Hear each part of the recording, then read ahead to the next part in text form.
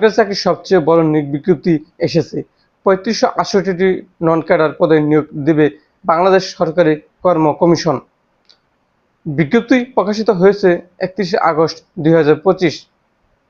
আবেদন শুরু হবে ২১ সেপ্টেম্বর ২০২৫ দুপুর ১২টা থেকে, আর আবেদন শেষ হবে ২০ অক্টোবর ২০২৫ সন্ধ্যা ৬টায়।